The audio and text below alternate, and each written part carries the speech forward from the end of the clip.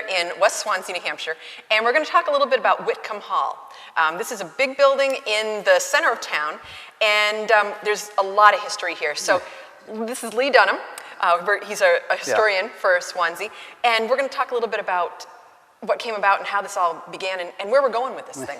So Lee, George Whitcomb makes a call to the community, and he says, if you can come up with $1,500, I will build you a building.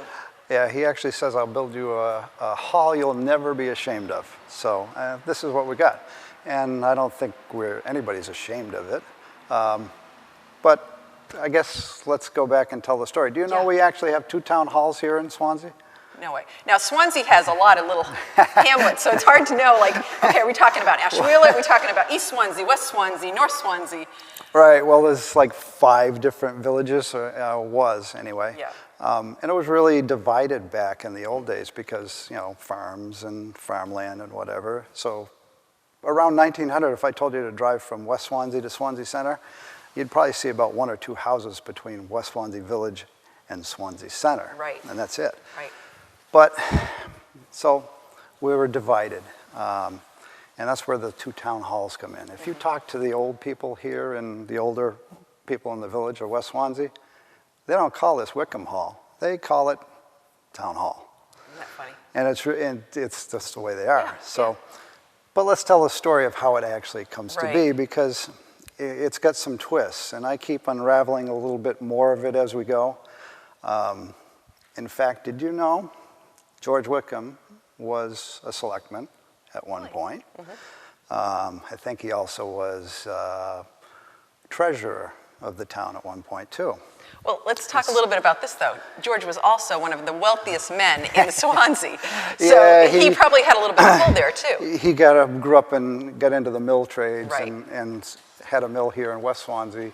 Also was involved with C.L. Russell in Keene, the Russell block, right on the main square.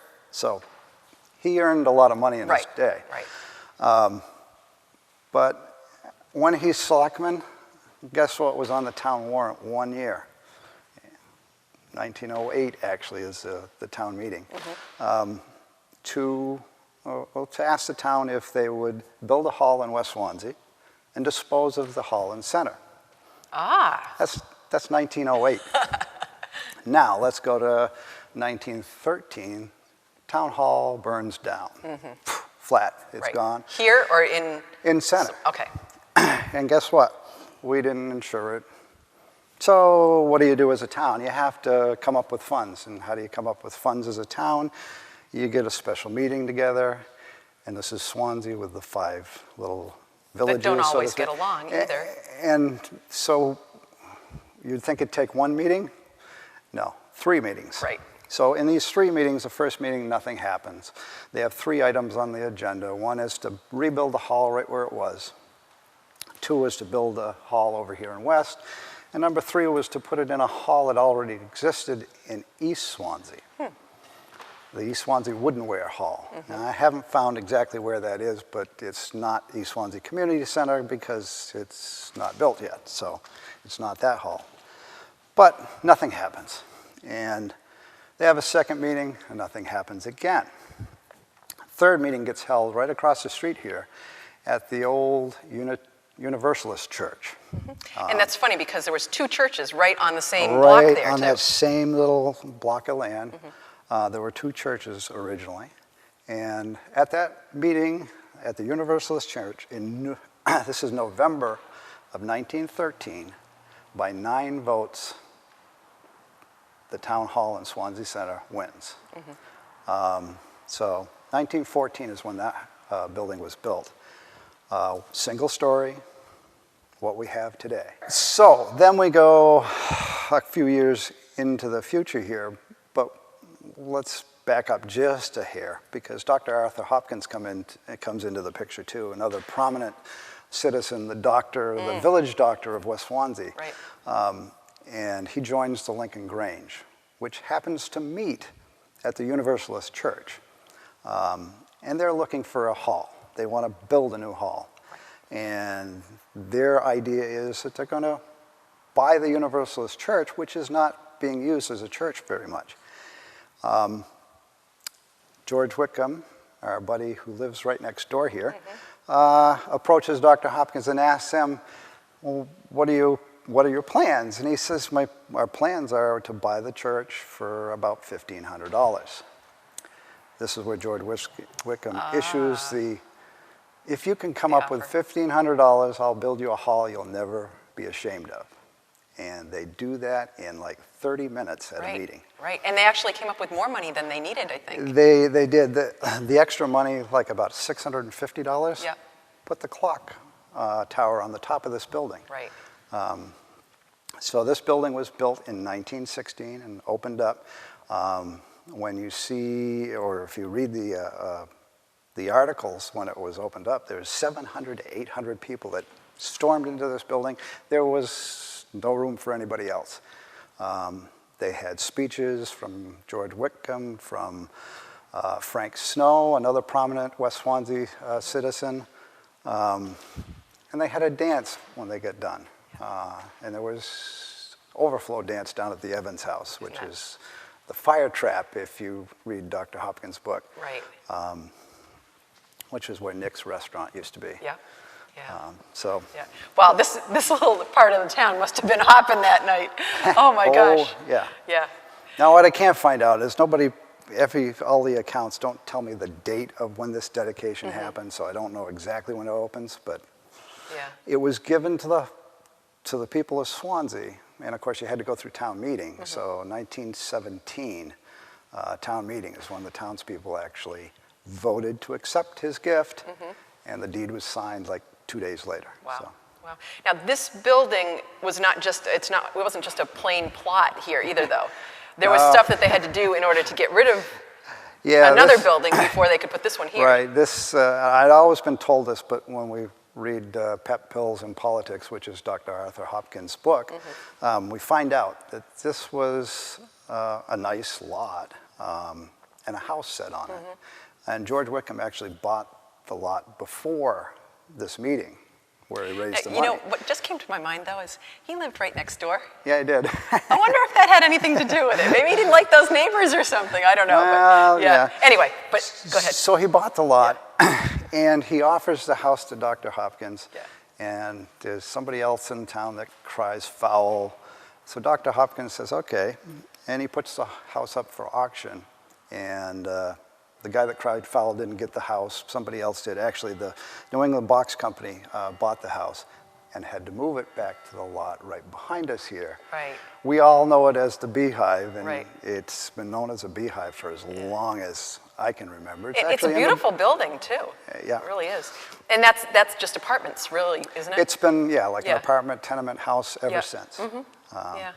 So that's moved. But Dr. Hopkins, there's a piano back up on the stage up here.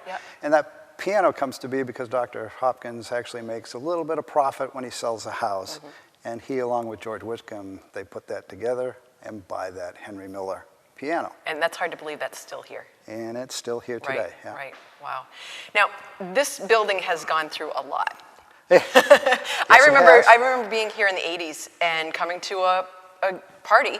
And that's what it was used for. There was weddings and, other receptions and different things like that.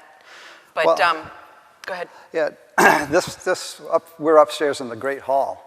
And up here you would have had things like the graduation for Cutler School. Oh, yeah. A lot of people don't realize this, but until Monadnock's built in 1962, we had students graduating 8th grade, and they'd have 8th grade graduations right here for Cutler School. Right, and which Cutler School is just a throwaway. Yeah, and I think all of us, even I remember coming over here in the 60s to do like a Christmas show, and you'd walk from Cutler all the way up here, do the show, and walk all the way back.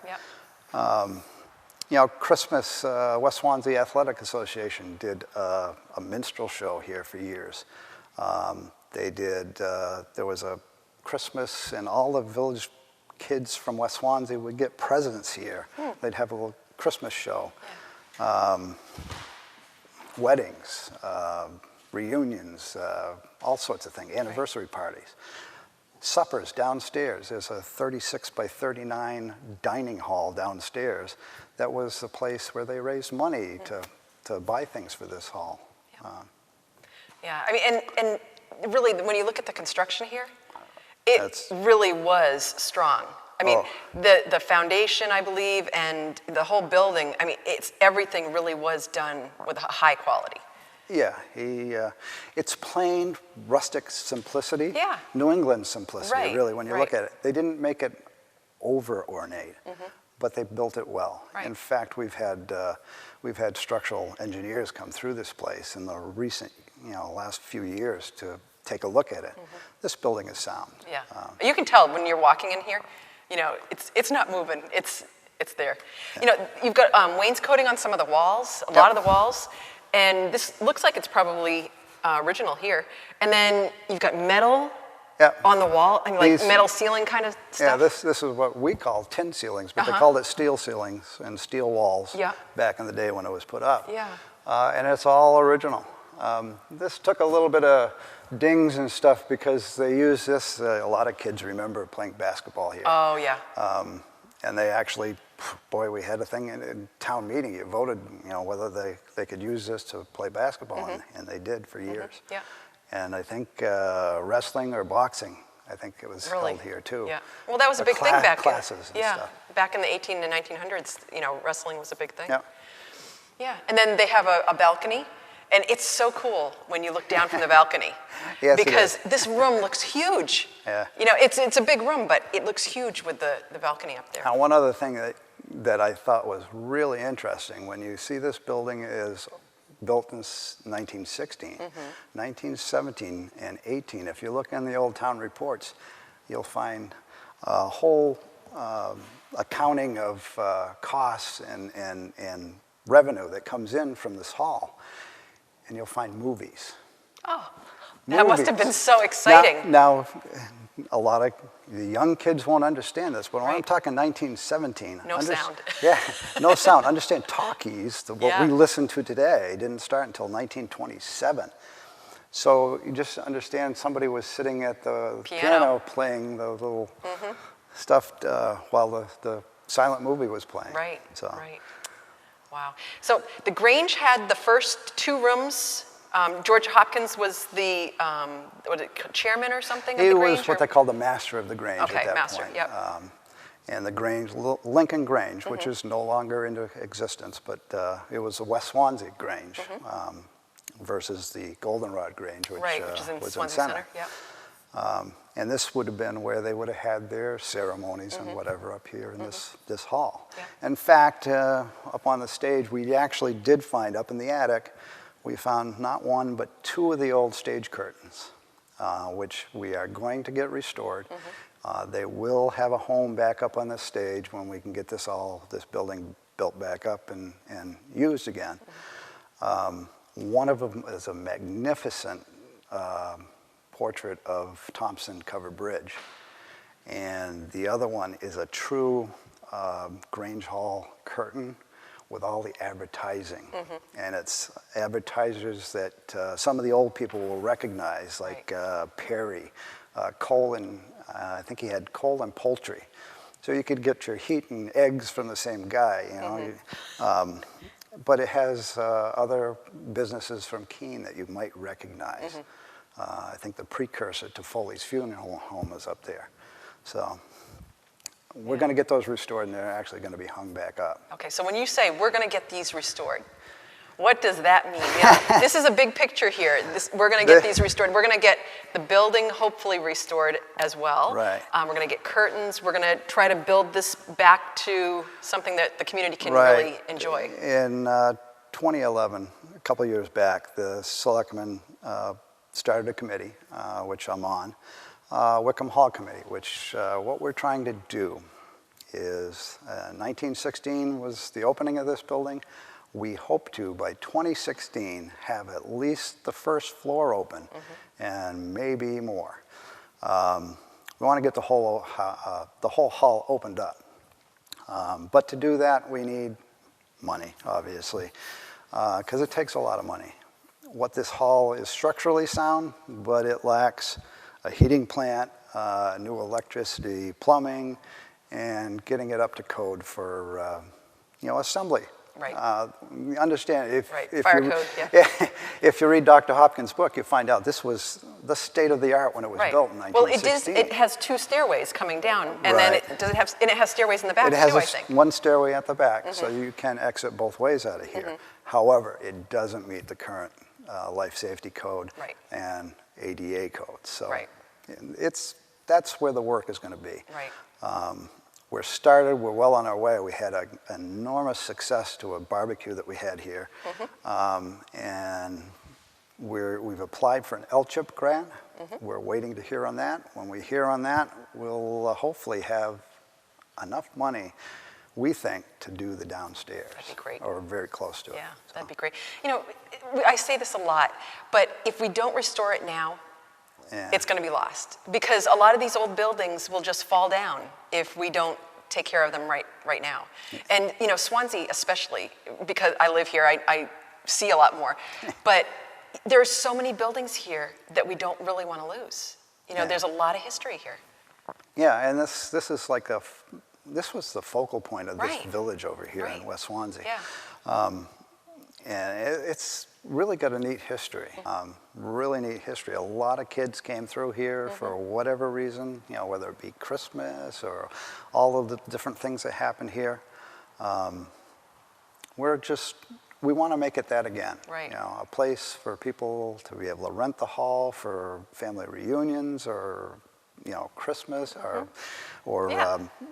weddings. Showers, I mean, whatever, yeah. I mean, it will be really nice to have some place that everybody can go and feel like, you know, you're a family. Yeah. Yeah. Now, one thing that we haven't touched on is that clock. And Dr. Hopkins gave the money to put a clock up on the steeple there. Now, how does that clock run? Well, it's a 1916 Seth Thomas clock, and it's really kind of interesting. It, I think, is what they call a 7-day clock, so it roughly could go 8 days, but every week, Scott Self comes here very religiously and climbs to the clock tower and winds up the clock. There's 2 different things, one to wind up the actual clock, and the other one to wind up the chimes, because it chimes on the half hour. Yeah, and we've heard it. So, Oh, yeah, it's beautiful. I think we'll take a walk up there, and I hope that, I don't know if it'll chime while we're up there or not. I But, have only been up there once when it's chimed. yeah, is it loud? It's not quite that bad. 'Cause No, okay. The bell's up above you. So. Yeah, yeah. But yeah, I mean, there's just so much here between the building and the history and the clock tower. You know, it seems like it is something that we really need to get behind. Yeah. And I mean, the village clock. I mean, in 1916, a lot of people didn't Right. have watches. Right. So it was a way to tell what time it was. yeah, and the mill was right here, so people needed to know what time to get to the mill and what time to leave, if they ever left. But yeah, I mean, all of these things were really an important part of growing up here in West Swanzey. Yeah. All right. So let's take a look at the clock tower. Why not? Okay. It's a hike.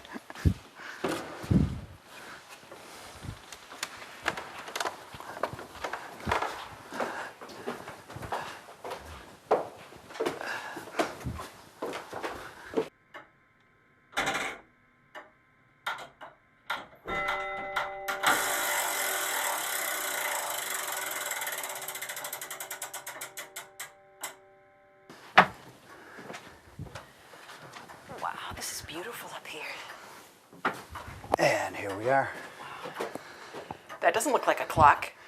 I'm It looking for a does. face. I'm looking for a face, Lee. Well, there is one on it. You can actually see what Yeah. time it is down here. Right. But isn't it cool to look at the inners of the clock? So what does it take to keep this clock running? Does it? Well, to keep it running, obviously you wind it up. Right, and so there's no electricity. No. And although we understand this hall has had electricity all its life. Right. When it was first put in, but the clock, no. It's wound once a week. A fellow by the name of Scott Self comes up here and faithfully winds it. And actually the story of how he got that job was he worked at the mill. He was one of the mechanical guys in the mill that kept the mill running.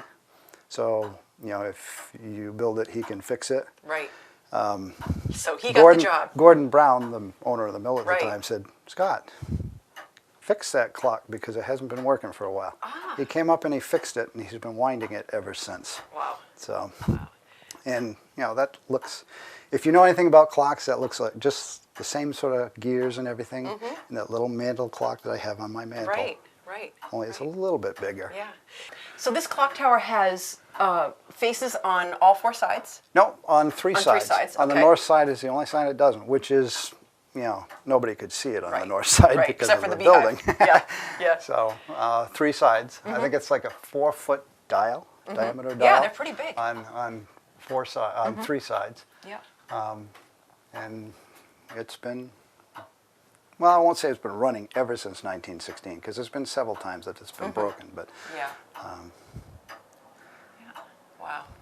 Well, I mean, I'm not saying that I want this job, but it's not a bad job, especially when it's nice out. You know, and we're looking out today, and it's fall, Yeah, and we've got beautiful leaves on the trees, and it's a nice view of Main Street. it is, yeah, yeah. Well, I think that they've got a job ahead of them, but I think that it's something that it can be attained. Oh, yeah. That's great. Oh.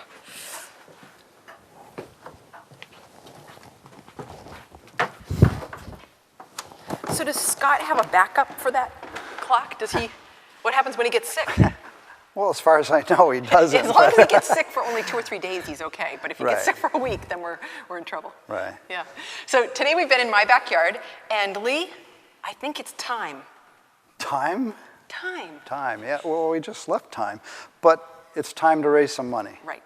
And the committee is trying to raise some funds. And remember, George Whitcomb's cry is, you know, we can raise $1,500, you know, we'll do the rest.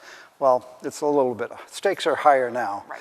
So please send money, because we need to raise funds to bring this great hall back to life. And you can send your money to the town of Swanzey, Post Office Box 10,009, I believe it is. Yeah, 10,009.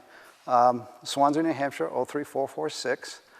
Put on the little memo line on your check, Whitcomb Hall Fund. And now, is there a website or anything like that that will keep people updated? I know that there's been articles in the Sentinel and things There's like been that. articles in the Sentinel. We try to keep things up on the town website, so you can go to the town website. We also have created a Facebook page for Whitcomb Hall. So if you're on Facebook, Whitcomb Hall is the site. Great, great. So there's lots of updates, and I'm sure you're going to learn a lot more about this in the next coming months. But 2016. 2016, we hope to rebuild a hall. Right, not and it's just build a 100th hall. anniversary, yeah. So Yeah. great. I'm so happy to have been here today and to have had a chance to go up to the clock tower. And I hope you've enjoyed it as well, because it's not something that everybody can do. So today we've been in my backyard with Lee Dunham. And I hope you've enjoyed the show. If you're interested in more information about In My Backyard, you can email us at inmybackyardch8@gmail.com, and we'll get back to you. Give us your ideas, because we're always interested in more information about our local area, the Monadnock region, and things that are going on in our community. So thank you, Lee. Well, thank you, Jody. Yes, and we'll see you again in my backyard.